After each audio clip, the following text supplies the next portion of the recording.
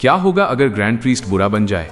Dragon ball की एक ऐसी टाइमलाइन जहां रोशनी नहीं सिर्फ अंधेरा है। मल्टीवर्स की हर दुनिया एक अजीब खामोशी में डूबी थी। सब सोचते थे कि ग्रैंड प्रीस्ट हमेशा न्यायप्रिय है। एंजल्स उसे फादर कहते थे, विनाश के देवता उससे डरते थे और ज़ेनो समा उस पर अटूट भरोसा करते थे। लेकिन आज ग्रैंड प्रीस्ट की आंखों में कुछ बदल चुका था। वॉइड हॉल में ग्रैंड प्रीस्ट अकेला खड़ा था। उसके चारों ओर ब्रह्मांड घूम रहे थे। ग्रैंड प्रीस्ट मॉर्टल्स, तुम लोग फिर से अपनी सीमा पार कर रहे हो। एंजल्स, जो उसे पिता कहते थे, कदम बढ़ाने से पहले ही रुक गए। विस ने कांपती आवाज में पूछा, फादर, क्या आप सच में?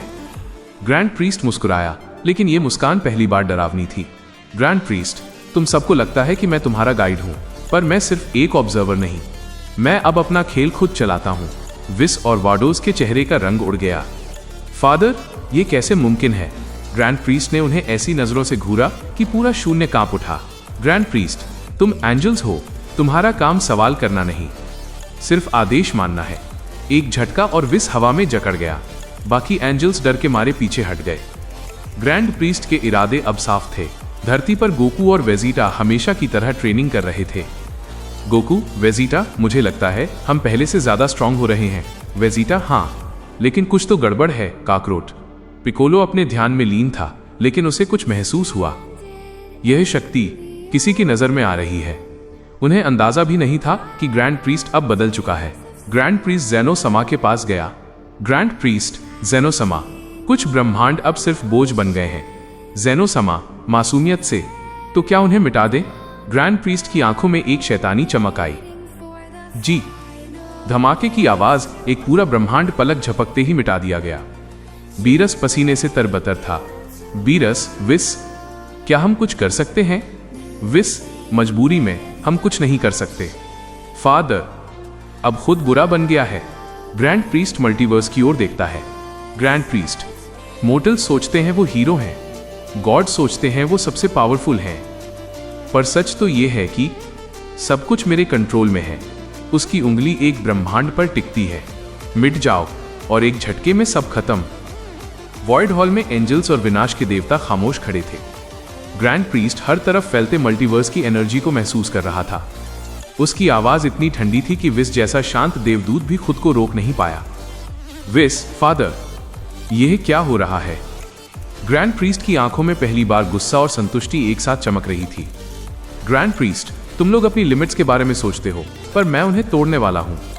हर एक को। वाडोस ने धीरे से विस से पूछा, ये फादर, क्या अब भी वही ग्रैंड प्रीस्ट हैं? विस कांपते हुए बोला, नहीं, ये अब वो फादर नहीं रहा। वो अब डार्क एनर्जी का सोर्स बन चुका है। मार्कारिटा ने भी सिर हिलाया। एंजल्स अब समझ रहे थे जिसे उन्होंने फादर कहा, वही अब उनके अस्तित्व के लिए सबसे बड़ा खतरा बन चुका था। धरती पर गोकू और वेजिटा अपनी ट्रेनिंग के बीच अचानक रुक गए। गोकू, वेजिटा, मुझे कुछ अजीब फील हो रहा है। वेजिटा, पावर और कंट्रोल दोनों अलग लग रहे हैं, काकरोट। पिकोलो ने अपनी आंखें खोली। ये ग्रैंड प्रीस्ट का सिग्नल है और ये बहुत डार्क है। यहां तक कि ब्रोलो भी डर गया। उन्हें अंदाजा हो गया था कि कोई बहुत बड़ी और बुरी शक्ति उन पर नजर रख रही है। वॉइड में ग्रैंड प्रीस्ट ने अपना खेल शुरू किया। उसने चोरी छिपे एंजल्स और देवताओं को मैनिपुलेट करना शुरू कर दिया। विस और वाडोस को कंफ्यूज किया और बीरस जैसे गॉड्स को अपने कंट्रोल में लाने की कोशिश की। ग्रैंड प्रीस्ट, एंजल्स, ये तुम्हारे लिए टेस्ट नहीं, ये एक वार्निंग है। एक एंजल ने छुपकर सोचा, फादर, आप ये क्या कर रहे हैं? बीरस अपने सिंहासन पर बैठा पसीने से भीग रहा था। यह इम्पॉसिबल है, हम कुछ नहीं कर सकते। बेलमोड ने हार मानते हुए कहा, शायद अब हमारा वक्त खत्म हो गया है। ग्रैंड प्रीस्ट एक शैतानी मुस्कान स्मर्क के साथ हर किसी की बेबसी का मजा ले रहा था। हाइपरबोलिक टाइम चैम्बर से बाहर आते ही गोकू और वेजिटा ने उस भयानक शक्ति को महसूस किया। गोकू, ये पावर देवताओं से भी ऊपर लग रही है। वेजिटा, शायद वही फोर्स जो यूनिवर्स इरेज कर रही है। पिकोलो ने कंफर्म किया कि ये ग्रैंड प्रीस्ट का काम है। गोकू की आंखों में चमक आ गई, हम इसे रोकेंगे। वेजिटा ने दांत भींचते हुए कहा, अब सिर्फ पावर का गेम नहीं, स्ट्रैटेजी का गेम शुरू होगा। ग्रैंड प्रीस्ट एक बार फिर ज़ेनो समा के पास पहुंचा। ग्रैंड प्रीस्ट, ज़ेनो समा, ये यूनिवर्स अब बेकार है। ज़ेनो समा ने मासूमियत से मुस्कुराते हुए कहा, इरेज कर दो। ब्रह्मांड के फटने की आवाज, एक और यूनिवर्स खत्म। ग्रैंड प्रीस्ट के चेहरे पर जीत की मुस्कान थी। विस और वाडोस अब पूरी तरह समझ गए थे, फादर अब पूरी तरह बुरा बन चुका है। मल्टीवर्स अब वैसा नहीं रहा जैसा पहले था। यूनिवर्स एक एक करके गायब हो रहे थे। लेकिन सबसे डरावनी बात यह थी कि किसी को पूरा सच नहीं पता था। ग्रैंड प्रीस्ट अकेला वॉइड के बीच खड़ा था। उसकी आंखों के सामने अलग अलग यूनिवर्स स्क्रीन्स की तरह खुल रहे थे। ग्रैंड प्रीस्ट, मोर्टल्स धीरे धीरे समझने लगे हैं, इसलिए अब उन्हें उलझाना जरूरी है। उसने हाथ उठाया और एक अजीब सी डार्क एनर्जी चारों दिशाओं में फैल गई। ग्रैंड प्रीस्ट, अब हर कोई एक दूसरे पर शक करेगा। वॉइड हॉल में एंजल्स इकट्ठा थे, पर माहौल बदल चुका था। वार्डोज ने विस से पूछा, तुम श्योर हो ये सब ग्रैंड प्रीस्ट कर रहा है? विस ने रुककर कहा, मैं श्योर हूं, लेकिन प्रूफ नहीं है।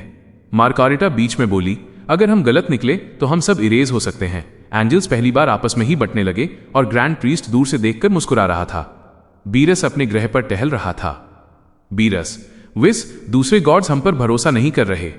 विस, क्योंकि उन्हें लगता है हम ग्रैंड प्रीस्ट के करीब हैं। वो हम सबको अलग थलग कर रहा है। आसमान फिर से कांपा। पिकोलो और गोहन को अंदाजा हो गया कि एक और यूनिवर्स मिट गया। वेजिटा की आंखें सख्त हो गईं।